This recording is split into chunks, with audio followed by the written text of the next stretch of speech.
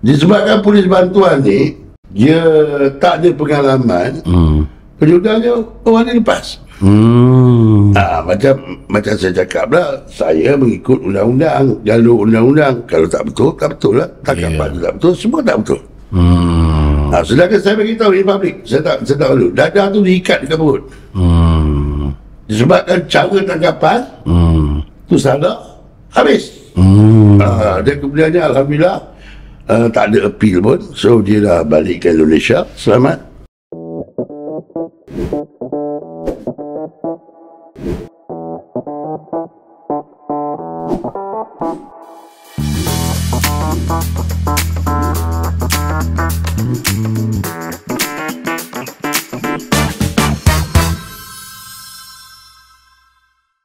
Bismillahirrahmanirrahim. Assalamualaikum warahmatullahi wabarakatuh. Bertemu kita sekali lagi dalam program eksklusif bersama Syarif. Baik, tuan-tuan dan perempuan, baru-baru ini kita menjemput peguam kita, iaitu Datuk Ahmad Zahari Muhaya. Dan alhamdulillah sambutannya sangat hebat. Ramai yang request untuk sesi yang kedua. Alhamdulillah malam ini kita sekali lagi menjemput peguam bela kita, iaitu Datuk Ahmad Zahari Muhaya. Apa khabar, Datuk? Alhamdulillah, syukur. Terima kasih sekali lagi kerana sudi hadir ke studio kami ni. Saya patut berterima kasih. Saya patut berterima kasih. Handsome macam biasa? Dari Azali. Dari Azali. Baik, tuan-tuan dan puan-puan, dalam episod pertama baru-baru ini kita ada sentuh mengenai benda basic dalam perundangan, iaitu bab tangkapan dan penggeledahan. Ini topik yang penting, tuan-tuan, kerana yalah, kita tak kena tak tahu. Dah kena mulalah gelabah. Jadi dalam interview pertama tu kita ada sentuh sikit tu. Datuk ada tulis menghasilkan sebuah buku. Masa tu Datuk tak bawa buku tu. Dan hari ni kita sangat bertuah kerana Datuk membawa buku yang diperkatakan itu. Inilah bukunya, Tangkapan dan Penggeledahan. Tangkapan dan Penggeledahan. Jadi malam ini kita akan pergi dengan lebih detail tu tentang buku yang Datuk hasilkan. Saya tengok sini secara imbas lah, tuan-tuan. Buku ini ditulis dengan bahasa yang sangat mudah, tidak complicated, dalam bahasa Melayu, maknanya ramai orang boleh baca. Ada gambar-gambar lagi, ada gambar-gambar, tugas polis, tangkapan, macam-macam. Jadi kita nak kupas sikit tu sebelum kita nak pergi ke beberapa subtopik yang lain tu. Buku Tangkapan dan Geledahan. Kenapa Datuk decide untuk menghasilkan buku ni?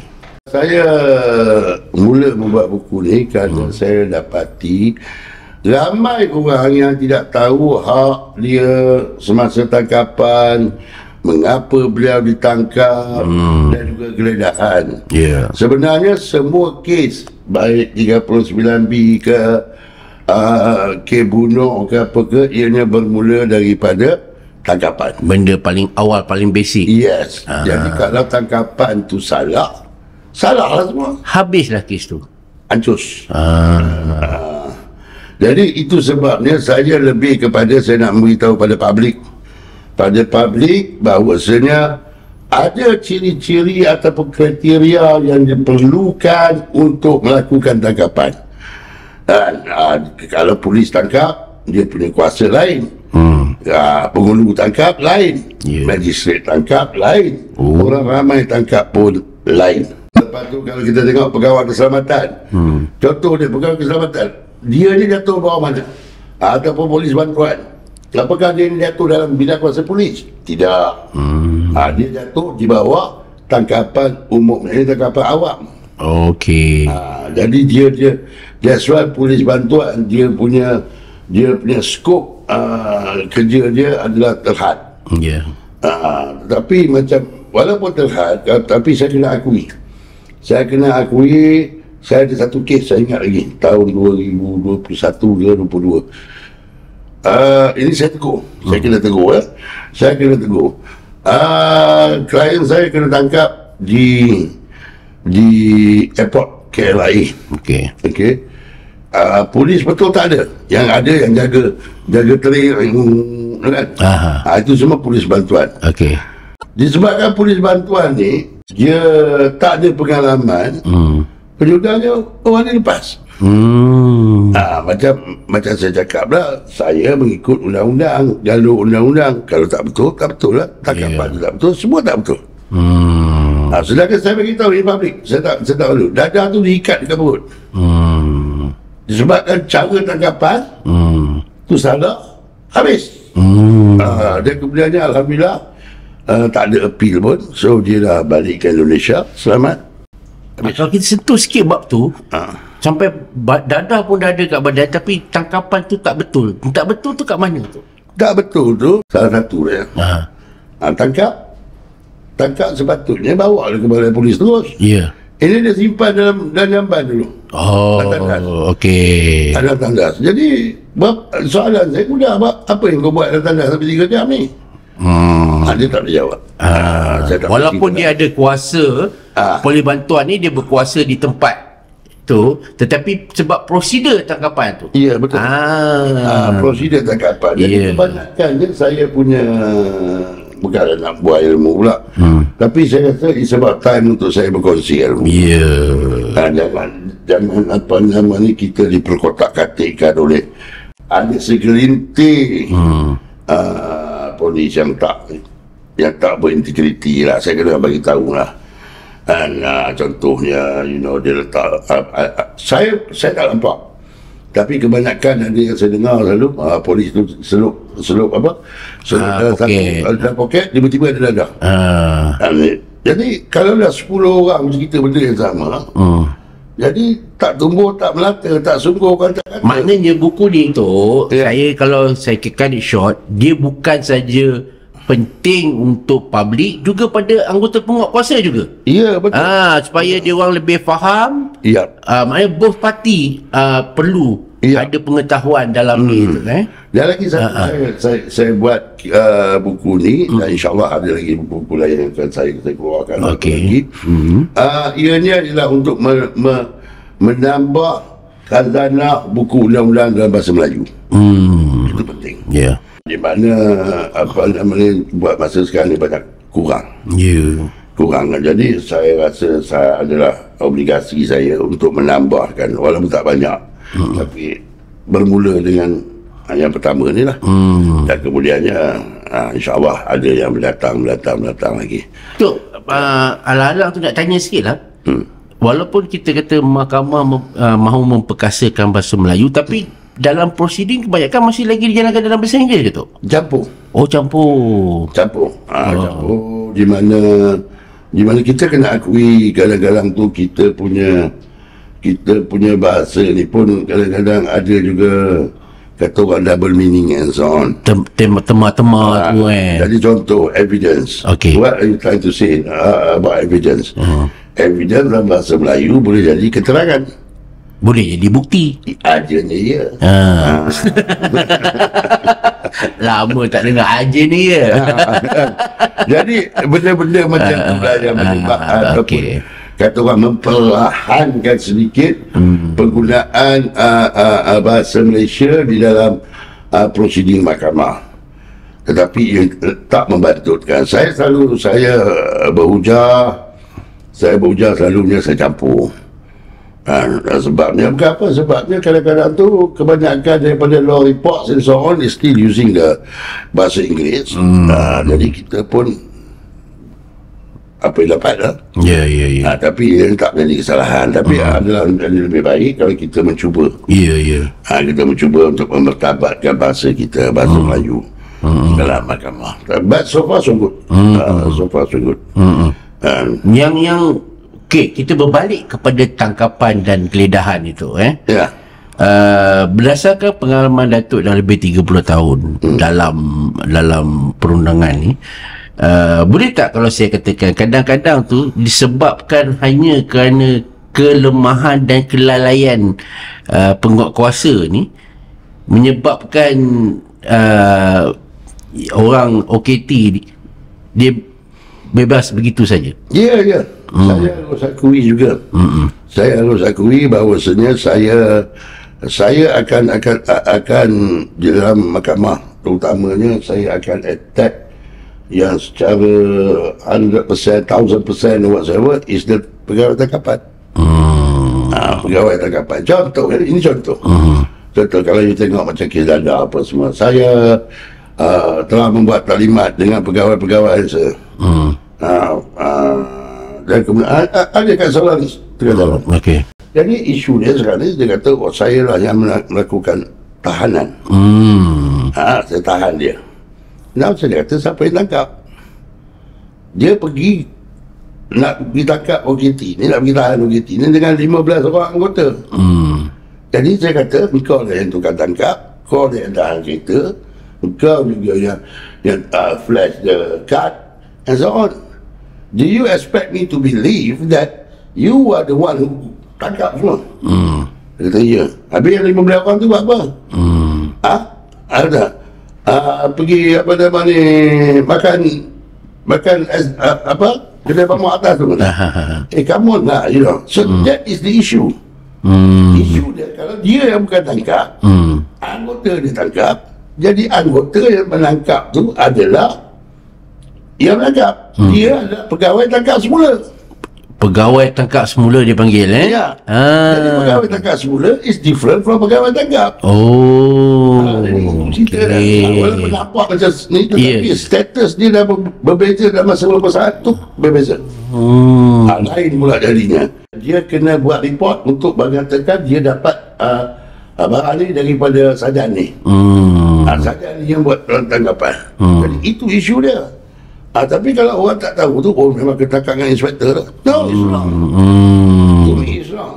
Saya cerita yang mana betul. Tapi kalau disebut pegawai tangkap semula itu memang dibenarkan dalam undang-undang tu, memang ada lah provision dia tu. Kalau dia sebut macam tu tak ada masalah. Ke macam mana? Dia buat report dia pegawai tangkapan. Okey, kat dia. Okey. Kat situ dia punya dispute dia tu.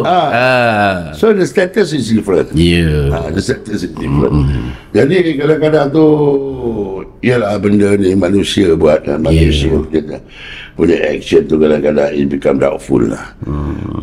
Saya bersama 15 anggota telah pergi menahan, membuat pengintipan selama 5 minit ke. So lepas itu tiba-tiba saya pun menahan.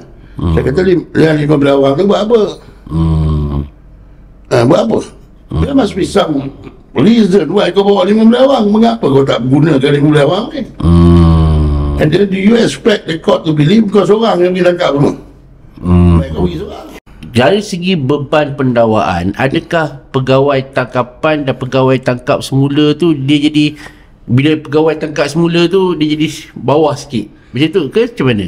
Untuk beban pendakwaan ni, we call it prima facie. Prima facie, prima facie. Prima facie ni jangan ada gap. Jangan ada gap, dan juga credibility anggota tangkapan itu at stake.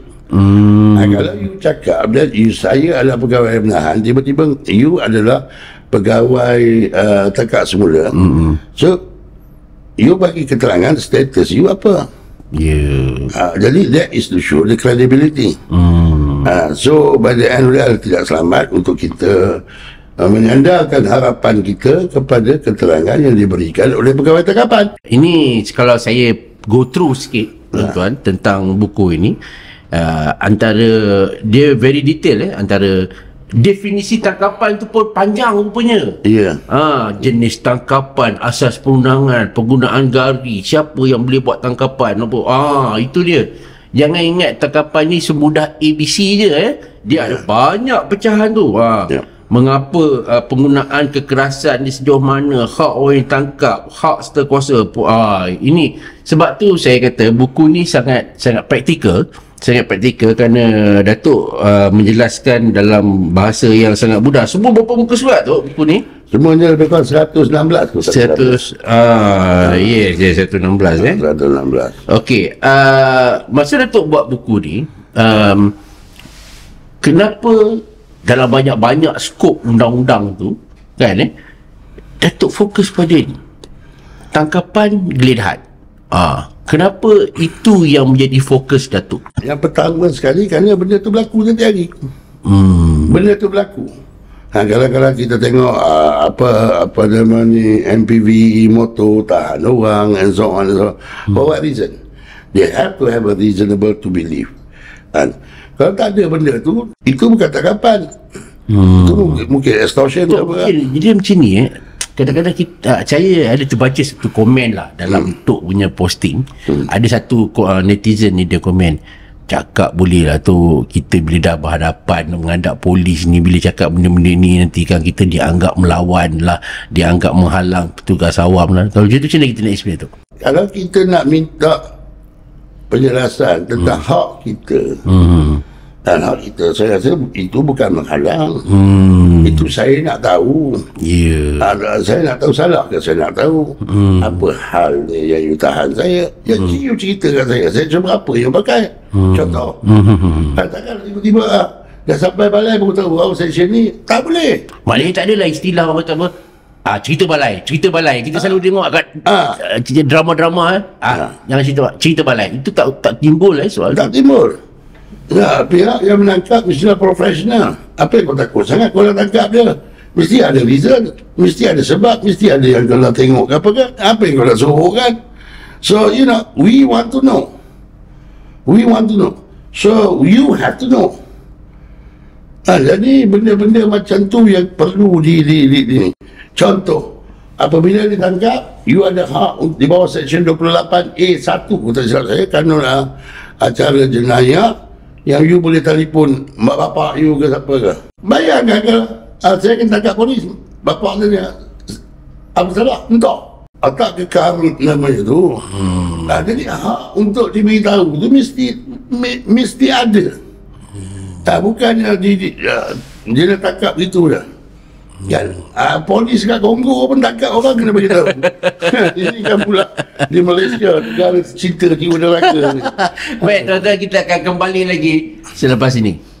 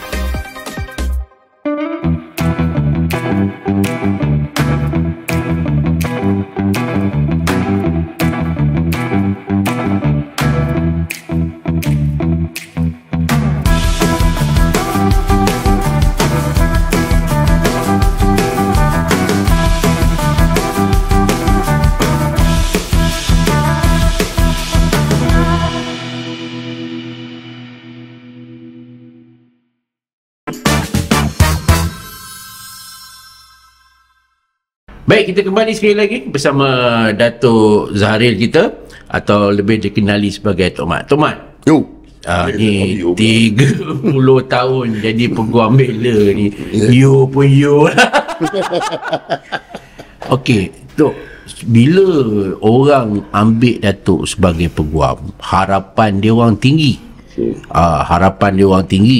Tapi pada masa yang sama juga, kita pun tahu bahawa itu tidak bermakna bila dia ambil lawyer tu jadi kuli batak dia, istilah dia lah kan sebab apa, ada setengah orang ingat mentang-mentang aku ambil kau lawyer, kau kena ikut cakap aku. Tu macam mana tu pengalaman Datuk dalam hal ni? Benda dia selalu berlaku. Kadang-kadang tu yalah, saya punya style, saya tak mau disebabkan duit tu menyebabkan dia tidak dapat keadilan. Tapi agak-agaklah kita berfaham juga dia siapa yang tak nak menang. Tapi yang teratas sekali nak menang ialah saya. Saya bila dapat kes ke apa ke, saya kata dia ceritalah atau nenek dia ni, saya kata kak minta maaf, saya dah menang. Bila kak engage saya dah menang. Akak tu bertiga lah. Jadi saya akan menggunakan semua yang ada pengetahuan saya dalam segi undang-undang untuk memberi peluang kedua ke ataupun sebagainya lah. Macam tu lah. Tapi kadang-kadang tu dia carried away. Macam dia baru-baru ni pun ada satu klien tu, saya cakap kat dia, look here, you akan mati kalau you guna you punya pendekatan. Kau nak balik tak? Nak. Ikut cakap. Yelah, sebab kita tahu undang-undang, kita belajar kan. Kita belajar, kita duduk di situ setiap hari. Jadi kita dah develop kita punya expertise tu di situ. Kan contoh macam ni, hari Ahad ni ada 2 orang 39B nak jumpa saya. Saya ada telefon, tolonglah tu menangis. Saya kata kakak hinggul penuh dalam handphone kan. Ada kena tukar handphone juga, IP. Dia kata, saya tanya 2 soalan. Dalam kereta ada orang? Ada. Kereta tu punya, orang tu punya. Okey, kita bawa dia balik. Sebab benda tu dah setiap hari ada lain. Jadi tapi one thing for sure, kadang-kadang ni klien ni dia pula lebih pandai. Payah juga ya. Laban. Jadi apa nama ni, kadang-kadang tu dah boleh cakap perak lah. Kadang-kadang kita ni muntah monggik kata bang. Nak convince dia tu. Kadang-kadang tu dia anggap kita sebagai musuh pula. Aku kata, kau faham tak, aku ni duduk sini, dia depan kau, bodoh ni. Tapi itulah cerita dah. Itu yang terjadi selalu. Itu ada, ini saya baru ni ada satu kes ongoing. Perempuan kahwin dengan orang Spain. Ada. So orang Spain ni kena tangkap, visa tak ada, dan juga kononnya dia pecah rumah. Keluarga di Spain tu dia mesej saya. Saya balas. Sekarang tengah remat 5 hari. Saya balas. Betul lah, saya dah menyapa, saya cakap je. Saya tak malas nak cakap putih. Kita tulis, can you write? Rupanya dia nak terjemah. Jadi dia pula nak cerita dengan kita apa yang dia, aku punya anak ni baik. Kan kawan dengan tulis ekstasias betul dia ni. Jadi kita InsyaAllah kita akan formulate a defense accordingly, dan juga kita akan lawan the case peringkat prima facie sebaik mungkin. Kadang-kadang tu sekarang ni the trend is pembelaan akan dipanggil. Pembelaan? Akan dipanggil. Okey. Because apa nama ni, pada saya itu pun satu tindakan yang proaktif. Kerana kalau di peringkat pendakwaan, unless kalau dah teruk sangat, tak dipanggil lah. Tapi kalau dia 50-50, mahkamah akan memanggil supaya both side didengar oleh hakim ni dan dibuat alasan perhakiman dan juga judgement. To me kadang-kadang tu memang betul lah. Kadang-kadang tu bila sampai prima facie, kita tahu, kita sebab confident dia nak, insyaAllah boleh tak ada prima facie. Tapi tiba-tiba ada. Tapi kalau kita fikir betul lah, betul ada prima facie. So we formulate the defense accordingly. Dan defense tu pula tu, dia tak boleh lepas dari prima facie baru nak cerita defense. Secepat mungkin. Okey. Secepat mungkin. Tahukah kamu bahawa kereta ni dah dibawa oleh mak saudara dia 2 hari sudah. So you dah pasak dah dia punya defense. So LO dia tak tahu. Tahu tak kamu bahawa minyak dalam kereta ni diisi oleh pak saudara dia, pinjam daripada mak saudara dia. So you know, we have prepared that one, the jalan untuk pergi tu. Dan so ini bukan cerita bila dah panggil defense baru nak cerita. Dia mesti daripada mula. Sebaik saja kes bermula, kita akan bermula buat defense. Tapi kebanyakan ialah through experience. Bukan saya pandai ingat, saya tengok jatuh bangun dalam mahkamah, lepas tu tengok sini buat and so on, dan kita tahu dia dah pasak dia punya defense as early as you could. Jadi tu cerita lah. Betul. Ini satu lagi yang kita ni nak memilih peguam. Ni cerita general lah sebagai orang awam. Kita ni kan tak pernah experience dengan benda-benda ni. Tiba-tiba ada keadaan kita terpaksa berhadapan di mahkamah. Secara generalnya lah, panduan untuk memilih peguam ni, ni penting juga ni. Kat mana kriteria dia, kat mana supaya kita ni tidak tertipu ataupun macam mana tu. Kadang saya rasa peguam lain kita tanya soalan ni susah nak jawab ni kan, tapi alang-alang tu dah interview Datuk ni kan, agak-agaknya untuk public macam mana cara untuk memilih peguam, ialah untuk mewakili dia. Mungkin ada dia punya saya punya pegangan is cari yang pandai, jangan yang mandai-mandai. Okay. Kemudiannya kalau kita pergi ke mahkamah tu, kita tengok ada poster jauh ulat lawyer. Ada ada. Broker lah ni. Broker. Okey. Sekarang dah tak ada ulat dah. Naga. Okey. Kan? Alright. Jadi benda-benda tu kena berhati-hati. Yang terbaik sekali ialah lawyer ni is by reputation. By reputation. It's not by apa nama ni, keluar kakak saya lah peguam yang terbaik dalam dunia dan akhirat, dan tak. Kalau you claim that you are terbaik, itu yang tak terbaik pun. Dan kemudiannya saya dapat cerita banyak. Saya dapat cerita banyak. Kadang-kadang ada lawyer ambil duit, lepas tu dah sampai tengah jalan lari, and so on. Saya tak tahu apa sebabnya, tetapi kadang-kadang tu kita sebagai pengamal undang-undang ni, kita mempunyai integriti. Jangan kita ambil butanya. Jadi pada saya, kita terpaksa jujur pada diri kita sendiri. Dan aku boleh buat, tak boleh buat. Kalau tak boleh buat, jangan. Buat apa disebabkan you tak kerti dapat kerja, orang tu pula meringkuk sampai 30 tahun, contoh. Benda tu berlaku. Benda tu berlaku. Dan tambah sekarang ni dah ada CRT dalam mahkamah. Kita boleh tahu, kita boleh tengok CRT, dan kita tengok alamak apa benda lah Mamat ni buat ni. Apa tu CRT tu? CRT tu video. Oh, video. Okey. CCTV itu kita public boleh akses. Lawyer boleh akses. Lawyer boleh akses. Lawyer boleh akses. Dan kita dah habis proceeding tu, kita beli lah. Okey. Kita beli. So saya memang setiap proceeding saya memang saya beli. Nak tengok saya bagi, tapi nak siang tak boleh lah. Tapi sebenarnya ianya membantu saya. Kadang-kadang saya kata, alamak, aku tak tanya dia ni lah. Aduh. Kita belajar juga daripada kesilapan, dan dari itu dari pengalaman dan so on.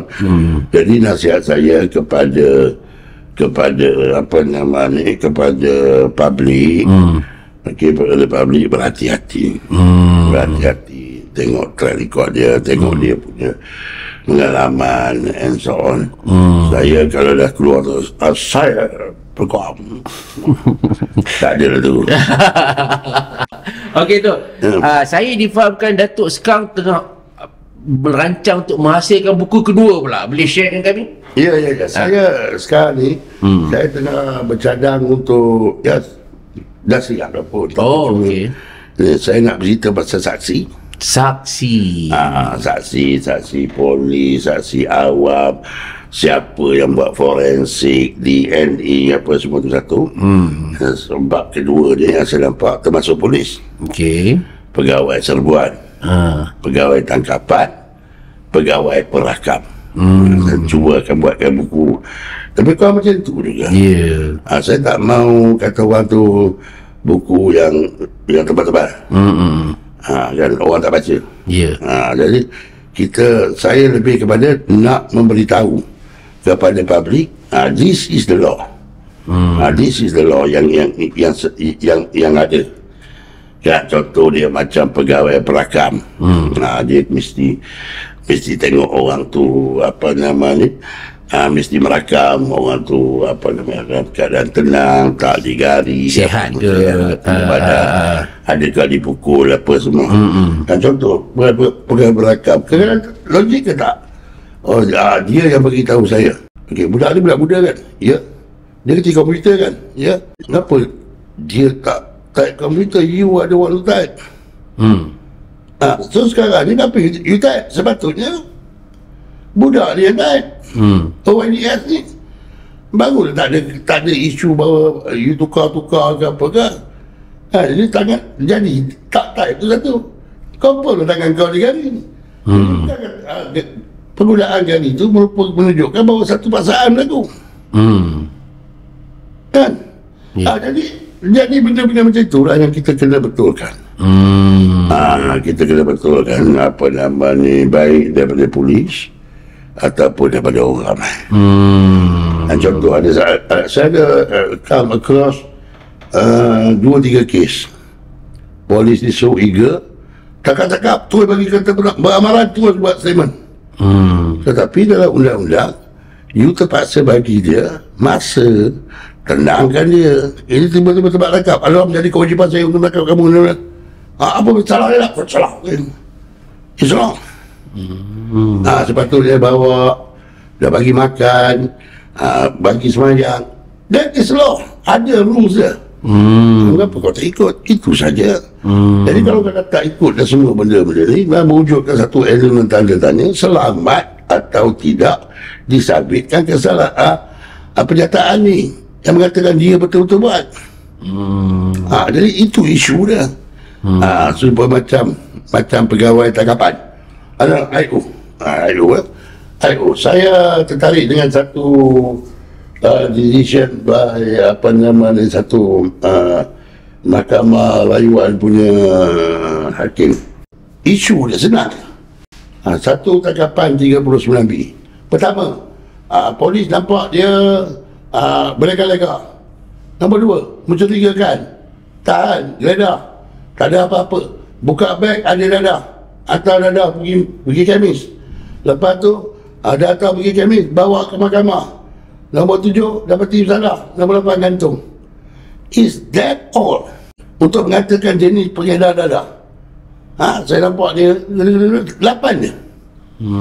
Benda ni memang berlaku. Sebenarnya sebagai pegawai penyiasat tu, dia terpaksa melihat semua aspek. Contoh dia, tengok bank account dia. Tengok dia duduk di mana. Kondominium apa ke tuan nenek.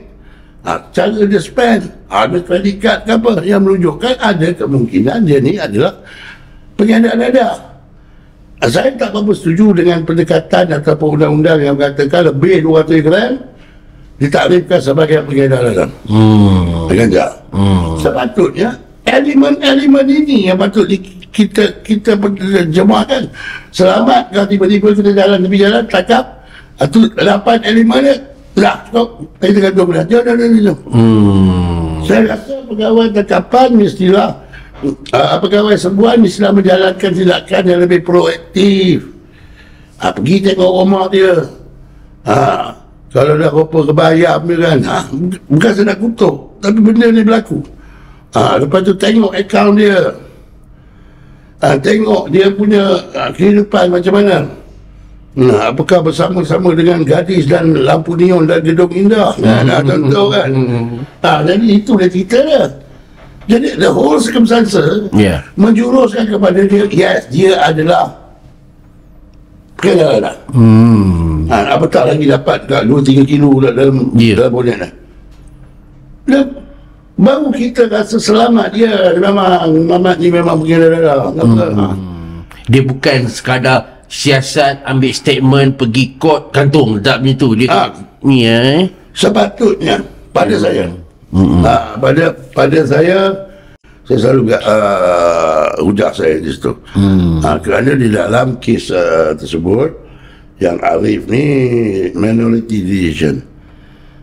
Dia kata might as well be sure and certain. Sure and certain. Ini setakat bawa Grab, motor pun Honda 50cc, dan itu betul punya peninggalan. Apa kena?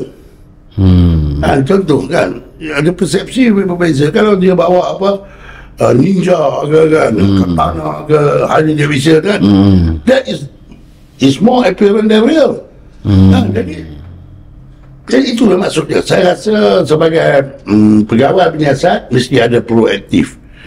Jangan tangkap gitu ya. Tangkap gitu. Tangkap mudah. Lapan je. Saya jumpa, saya geledah, mencurigakan, saya geledah, tak ada apa-apa, saya buka beg, ada dadah, hantar forensik, dadah. Lepas tu dapat kimia, bawa ke mahkamah, salah, bagi kita gantung dah habis. Itu tak payah inspector. Last corporal boleh buat dia. Ya. Jadi you have to maintain the standard of investigation. Standard of investigation. Jadi pada saya ada lagi yang kita boleh buat dalam satu kes. Bila jadi peguam bela ni, saya difahamkan antara yang agak orang kata apa, mencabar sedikit bila klien Datuk dipanggil apa, call for defense yang dipanggil. Call for defense. Call for defense. Ramai public merasakan kalau call for defense tu habislah. Betul ke anggapan tu? Maknanya potensi untuk menang tu tak ada. Betul ke? Sebenarnya pada saya after all this while, mula-mula tu saya berkata alamak, dia kena call for defense, mati lagu. Sebenarnya pada saya elemen pertuduhan tu telah pun dibuktikan dengan secara prima facie, on the face value of it. Okay. Tetapi sekarang ni mahkamah nak dengar apa cerita kau pula. Kerana walaupun prima facie telah pun dibentuk oleh pihak pendakwaan, berjaya menyuarakan satu prima facie, tugas dia tidak habis. Tugas dia kena lawan pembelaan. Betul. Apabila dah lawan pembelaan, mahkamah akan convince beyond reasonable doubt. Masa tu dia punya tugas tu lebih berat pada pendakwaan. Dia terpaksa membuktikan beyond reasonable doubt. Macam saya kena membuktikan on the balance of probabilities, menimbulkan syak wasangka. Syak wasangka ni, kalau cakap Melayu ni, betul kan? That is syak wasangka. That is on the balance of probabilities. Kan? Jadi tugas kita ni, ialah mungkinlah dia boleh buat macam tu. That is on the balance of probabilities. Kita bukan nak the truth. Kita nakkan keberangkalian benda tu boleh berlaku, ada. Jadi apabila keberangkalian tu dah berlaku, maka adalah tidak selamat untuk disabitkan. Dan saya selalu saya katakan adalah tidak selamat untuk disabitkan. Saya tak kata ya macam tu lah. Dia macam percentage ni, saya ni cakap sebab kita bukan orang nodang tu kita nak tanya sikit. Percentage katalah dipanggil call for defense ni untuk betul untuk kalah atau menang tu macam mana tu? Percentage untuk kalah tu banyak lah. Tapi kalau you dah bergelumang dengan cerita ni setiap hari, you know where to. Okay. Pasal siap-siap. Bukanlah the end of the world bila kata call for defense tu, bukanlah maknanya habislah, masih ada ruang. Ya, pada saya undang-undang nak mengetahui apa yang what is your version. Dan baru ada the scale is right lah. Kadang aku tak gini. Jadi memang betul lah, saya setuju. Saya rasa lebih baik kita panggil for defense. Kerana aku sebagai Arif, dia dah dengar dah. Dan sebelah ni sekali apa cerita kau ni pula Mat. So betul. Tapi bila dah call for defense tu selalunya orang cakap ya confirm lah. Tapi pada saya call for defense tu adalah opportunity untuk dia membuat pembelaannya. Dia bagi tahu pada mahkamah apa pembelaan. So then baru skill tu baru betul lah. Okay. Macam saya difahamkan masa macam kes Ismail Halil baru ni, call for defense tidak? It's called for defense. Okay. It's called for defense. Okay. Jadi apa namanya, kita dah formulate the defense. Okay, I tell you honestly, my style, my business pada depan ni, saya akan buat formulate defense tu daripada hari pertama saya dapat dapat payment lah, cakap betul lah. Dapat first payment tu saya dah fikir, dah duduk dan diam. Dah macam orang gila lah. Saya pergi tempat kejadian. Saya feel the heat and so on. Dia baru kita tahu. Baru kita tahu contoh yang ini contoh. Kes yang tadi cakap Ismail tadi. Saya hari saya dapat assignment, saya tangkap gambar di rumah dia sebanyak 200 keping. Baru kita tahu. Baru kita tahu. Jadi isu dia sekarang ni, kalau you sebagai pembelaan, you tunggu evidence daripada polis yang menangkap you. Baik tu sampai dia dah confirm evidence dia adalah evidence yang betul lah. Jadi pada saya letih lah kan. Saya tidak akan tunggu. Saya tak akan tunggu. Saya dapat, saya terus pergi. Jadi isteri saya, tapi kucing saya tak bawa lah. Isteri saya bawa. Kadang-kadang tu kita kejar dengan hantu pun ada. Penampakan pun ada. Macam-macam lah. Macam-macam. Tapi saya ikhlas.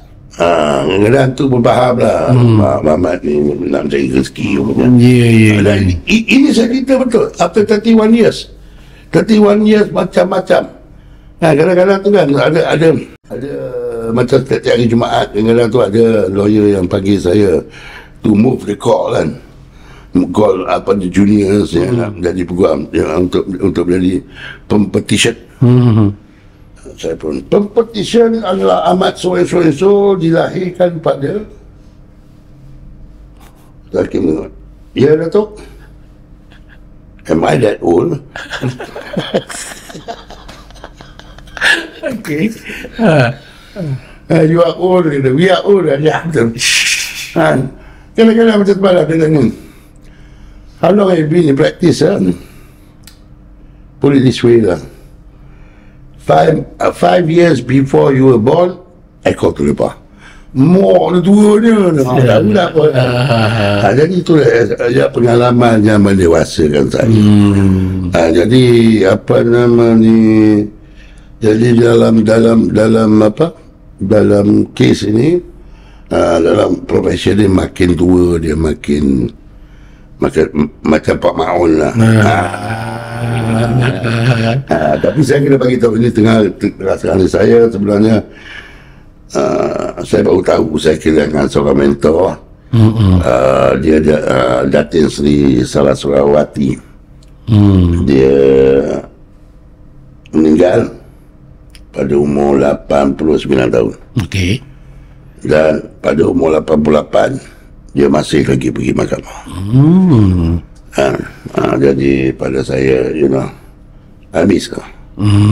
I miss her kan. Tapi dia banyak mengajar saya, dan dia pun cukup hormatkan saya. Tapi I will treasure all the moment. I will treasure all the pengajaran yang dia beri pada saya. Dan saya memang this profession, yang muda hormat yang tua. Tapi dia cakap ya, hormat yang tua bukan yang handsome ni. Tok. Tok, okey.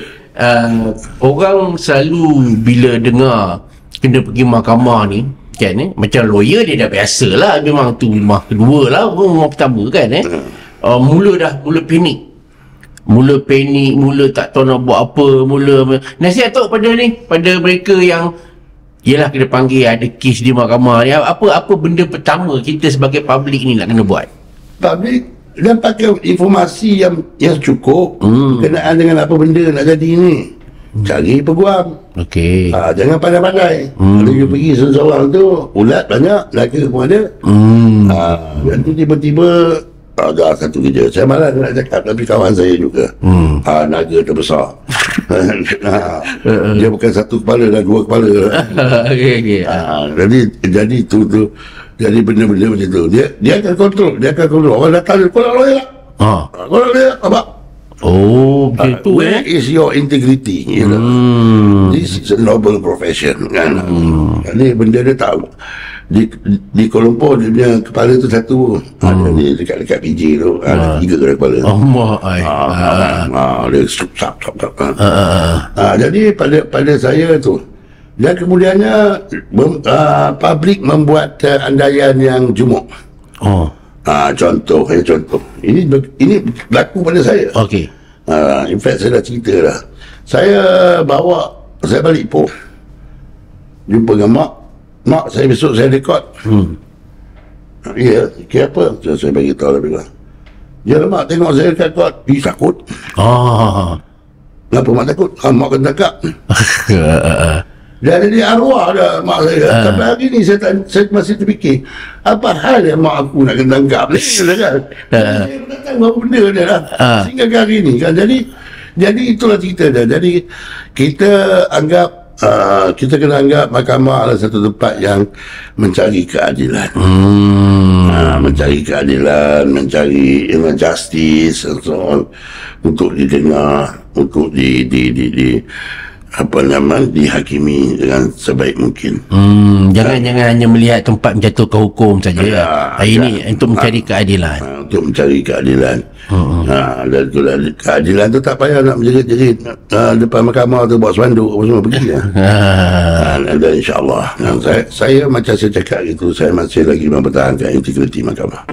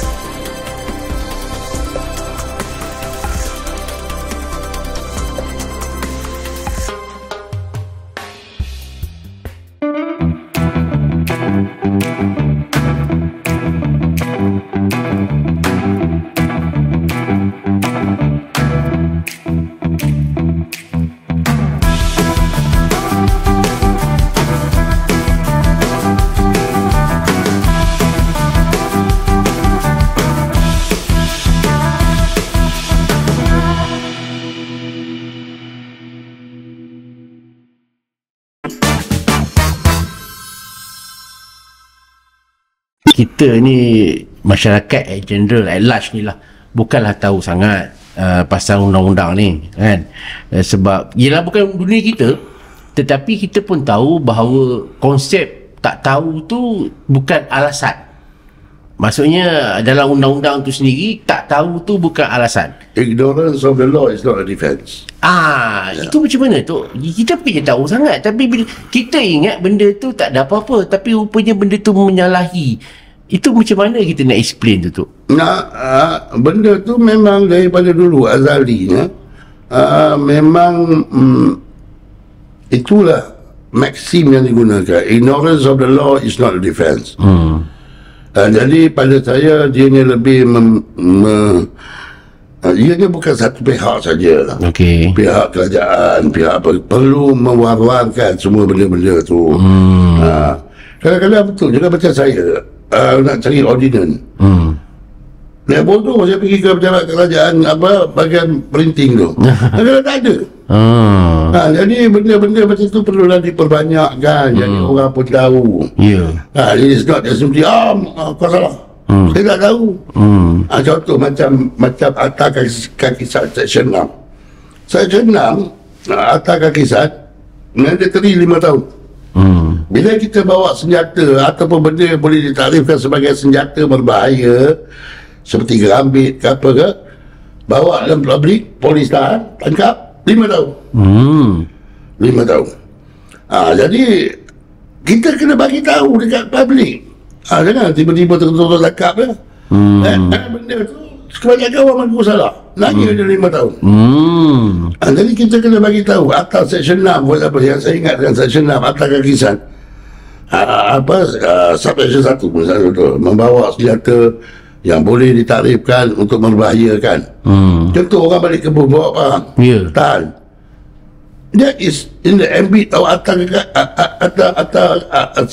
Seksyen 6. Jadi contoh, kalau nak bawa kereta, macam mana nak bawa? Kita tahu kat ni kan, dia kena balut, ikat. Contoh. Jadi benda-benda macam tu yang perlu dibagi tahu. Kita bukan nak mencari salah orang, kita nak menambah pembaikan pada orang. Jadi itu cerita dia. Dan balik pada saya, penerangan mesti dia bagi tahu ini benda dia salah apa semua. Kita tak boleh tiba-tiba terus tangkap dia. I think it's quite unfair lah. Quite unfair. Jadi itu cerita dia. Tok, saya rasa kita dah diam tak diam ni dekat 45 minit, dekat 50 minit dah ni. Tok, mungkin sebagai peguam Datuk boleh cerita kat sana. Mungkin public kata alah peguam ni dia nak ambil duit je, kan dia pun tak tahu betapa susah dia. Okay, especially dalam kes-kes jenayah yang melibatkan hukuman gantung dan sebagainya. It's not orang kata pepetik jari saja, nak kena study, nak mungkin peluang ni saya bagi pada Datuk nak cerita pada public tentang betapa sukarnya tugas seorang peguam tu. Tugas tu sukar dan kemudiannya tak semua orang mampu. Saya kadang-kadang tu saya bagi tahu saya tak bawa kad. Saya tak pernah bawa kad. Sikat pun rambut dah mula apa nama ni, jarang-jarang ni tak bawa lah kalau tidak ada sikat. Remote lah. Tapi apa nama ni, saya selalu bila orang kena cari saya tak cari orang. Bila orang cari saya tu, maknanya orang tu akan menyerahkan harapan dia pada saya. Dan saya pula, ya Allah, ya Tuhanku, apa hal dan pula ni. Tapi bila kita berbalik, Allah tak akan bagi kita problem kalau kita tak boleh menyelesaikan. Jadi carilah jalan penyelesaiannya. Itu yang penting. Itu yang kucing saya tak bercakap putih lah. Jadi itu tidak. It is not easy. It is not easy. Saya paling saya lemah sekali. Mak saya tahu. Bila mak pada OKT datang, aduh, letih. Air mata berjurai macam-macam lah. Itulah. Pendek kata tisu tu dah habis. Barulah boleh. Saya buat, iyalah pakcik, apa nak buat? Ini macam ni. Kalau kita tengok handphone tadi, ada yang 2 orang rehat tu 39 dah ada lah. Nunggu. Jadi dia tak kenal sama saya. TikTok saya tak tahu lah. Biasanya dia tak kenal saya. Ada saya tunjuk. Ini ada kebas satu. Dia kata, Cemat. Dia tu saya kenal lah dulu masa dia kecil. Cemat, saya nak jumpa Cemat. Macam habis, Cemat, kes saya tu saya nak minta tolong. Tolong apa? Aku lupa beritahu, aku cari yang lain. Tak Cemat, saya buat istikharah sembahyang hajat apa semua. Arwah mak saya datang cakap cari Cemat. Ini betul Cemat kan? Saya boleh tunjuk kan? Betul kata kau silap. Sebenarnya kau kena cari Sulaiman Akhlaq. Nak kena study, baca apa tu Dia bayang kan? Dia pula cakap arwah mak saya datang bagi tahu cari Cemat boleh tolong. Apa yang aku boleh tolong? Aku boleh tahu pula. Tapi benda tu berlaku. So it is not easy actually. It's not easy. Dan tambah kadang-kadang tu lebih baik kita tahu orang tu memang masalah daripada orang tu maintain innocent.